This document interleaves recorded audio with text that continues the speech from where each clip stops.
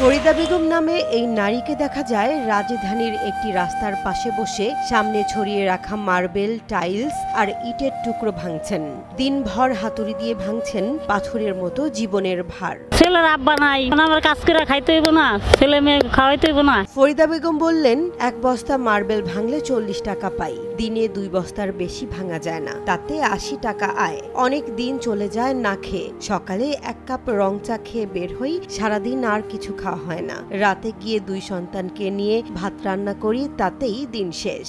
এই যে দেখেন পাথর ভাঙতাছি, এটা মনে করেন 1 বস্তা হইলে কত দিব? 40 টাকা 50 টাকা। সকালে যে চা খাইছি, একটা বিস্কুট খাইছি, সারাদিনে থাকি। এই যে জীবন এইভাবেই। ভাগ্যের কি নির্মম পরিহাস। অথচ এই তো মাত্র 8 বছর আগের কথা। রাজধানীর একটি খাবারের হোটেলে মালিকানা ছিল ফরিদা বেগমের পরিবারের। সেই হোটেলেই শ্রমিক হিসেবে কাজ করতেন অনেকেই, আর সেখানকার আয়ে চলত সংসার।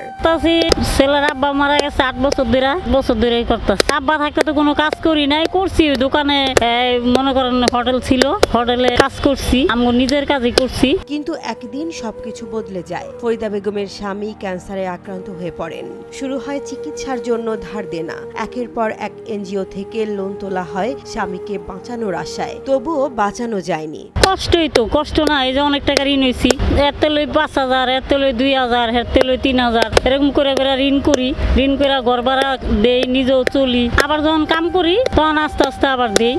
স্বামীর মৃত্যুর পর যেন নেমে আসে গভীর অন্ধকার। বন্ধ হয়ে যায় হোটেল, থেমে যায় জীবনের গতি।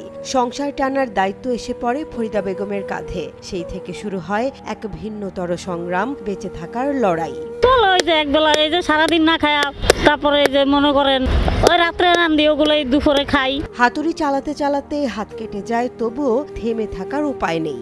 এই কষ্টের কাজ না করলে খাওয়াবে কে? বলেন, ছোট 2 সন্তানকে নিয়ে যেভাবে পারি চলছে। আপনার হাত দেখাইলাম না, তাইলে মন কি করুম, করতে হইব না, আমি তো অন্য কাজ করতে পারি না। বড় 2 সন্তানকে স্বামী বেঁচে থাকতে বিয়ে দিয়ে গেছেন। তারা এখন আর মায়ের পাশে নেই। মা আজ পাথর ভেঙে দিন পার করছেন।